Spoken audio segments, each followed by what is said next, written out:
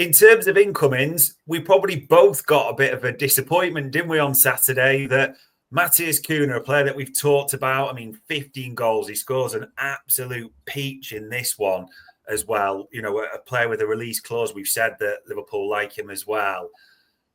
Has he just killed his potential move with what happened for that red card? Yeah, I think if Liverpool were looking, and I didn't had any indication he was. I just think we were talking, weren't we, about kind of I like the profile an awful lot, and thought if that's the kind of forward Liverpool were going for, he would be a great fit. But if they were considering it, I think that would have maybe kiboshed any chances of getting a move to Liverpool, because they're so big, aren't they, on character and kind of mentality and in the players that they sign. And to do that in the same season that you've kind of nicked someone's glasses off the face in a post-match melee, it doesn't look great, does it? It doesn't bode well for him as a character coming in and not causing issues within the squad. So yeah, I think it might have caused him problems in terms of if Liverpool were looking at him, maybe other clubs will think that they can get that under control. But it was a little bit of a moment of madness from him, and he's shown that he's capable of that before. So maybe it will make other clubs think twice, albeit, he's got a 60 million release clause and he's absolutely brilliant. So maybe you take the risk, but it's not the kind of risk that Liverpool tend to take. Yeah, it does make you wonder, as much as he has been sensational for Wolves, does that put a cross next to his name? A psycho pal should be interesting there. If it was Kerkez and Cunha joining, it could be an interesting sort of chat in the summer. And I know we've talked about them, and there's no way of saying for definite, but a few have asked almost this, and I feel like I'm asking it again, but it was mentioned in Discord a lot. Kerkez and Hato, they are two that Liverpool, and they keep getting mentioned again and again and again. You have to put them on the list of possibilities, don't you, for now? Yeah, absolutely. It's very, very hard to say.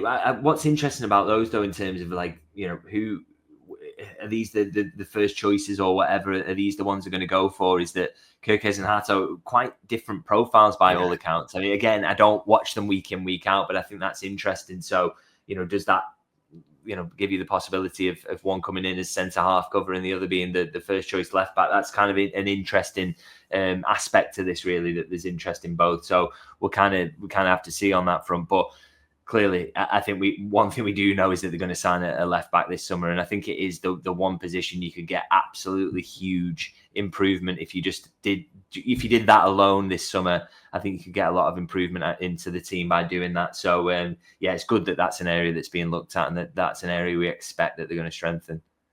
Yeah, absolutely. I think everyone wants a new left back in, and it's fully expected for this summer. And this one's probably still live, and there's a link to Adam Wharton, though apparently Liverpool's priorities do lie elsewhere this morning. It was a question that was asked by a few in terms of midfielders. It's been a 6 for the last 2 summers, as you know, and we've talked about this 8,000 times in terms of failed moves, names, etc. With what's happened this season and Gravenberch's emergence, do you think it is still a 6, a Zubimendi type Liverpool are looking for, or could the needle or the profile have changed on that at all? I think it will have changed. I think the Gravenberch's emergence has kind of changed what they need completely, to be honest. I don't think when they went for Zubimendi, they expected Gravenberch to be this good in this role. I think that's come as a bit of a surprise to everyone, which is, it may sound mad, and you'd be like, oh, well, the people who are planning these moves at the club, how did they not know? But football's a bit like that. Things can happen by chance. Someone an academy kid gets the debut and they turn out to be absolutely sensational straight from the off, or like you say, you drop a midfielder into a deeper role and he takes to it like he's prime Ruud Gullit. It's, these kind of things you can't really kind of expect. So I do think it's changed the profile. So I think that, my opinion really is that Liverpool, it would be madness to go and sign a specialist 6 now who is going to spend 90% of the season on the bench, and you also, and people say, well, you need depth. And yes, you do need depth, absolutely. But it makes no sense to have a world-class number 6 sat behind Gravenberch, or to suddenly want to bench Gravenberch for most of the season. And there's no way either that both these players, these fictional number 6, like Gravenberch's going to want to share the minutes with him so that they play 25 games out of a 50-game season. It just doesn't really make sense. So for me, the profile Liverpool need really is someone who can do a bit everywhere now.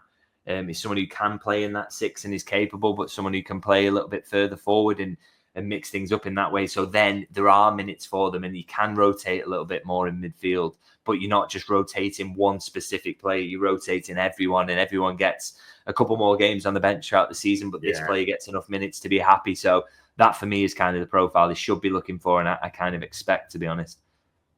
Yeah, Ronald saying there, still think it'll be a young, aggressive player who can do 6 and 8, which would tally with that as well. At the same time, Jono saying, I want a versatile, athletic midfielder who can play anywhere in midfield and not one specific role. And it is believable, yeah, they'll be looking at a player that can cover 6, maybe 8 different positions. It is hard to know. I suppose the only thing that we've talked about as well, I know you mentioned this specifically because you used the word churn last week in terms of it'll probably be natural with who wants to depart. Is it still a case of staunch believer it'll be a one in, one out type of thing? They're not going to look to do sort of wholesale changes unless there are wholesale exits at the same time.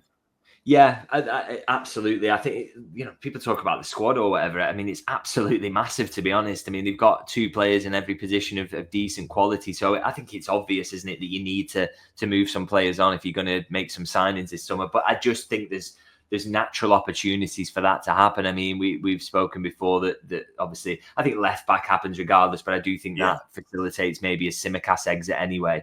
I think that's kind of the writings on the wall around that one. But obviously Nunes, we know there's interest there, and he is likely to leave this summer. So again, that opens up an opportunity up top. Joe Gomez will leave to go and play more regularly elsewhere.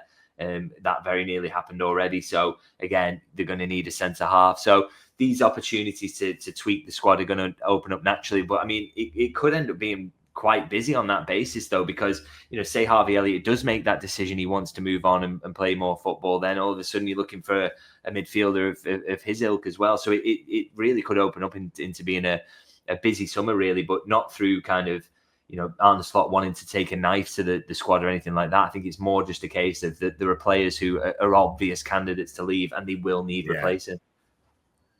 Yeah, I think there will just be it was well praised that natural churn from that. Players will need replacing. And the only other one that's coming up in the chat panel, a few have mentioned him as well, Stefan Bajcetic, because it was a bit of a disaster on loan at Salzburg, wasn't it? But it looks like from the intimations he's had a decent start at Las Palmas. They even played him at centre-back for a short period as well. Do you think there is a chance he could get minutes, or are you struggling to see it a bit for next season?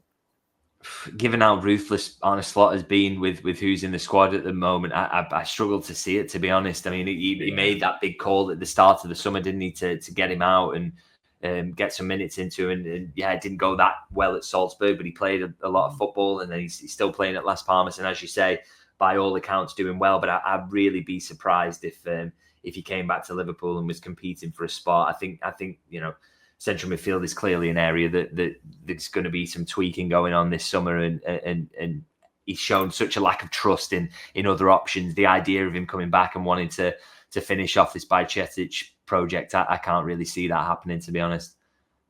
Yeah, it kind of does feel with Slot. If you like or he doesn't, the distinction's quite clear. And if you're not in his fantasy, you will see very little to minimal minutes there. We'll see what happens with Bajcetic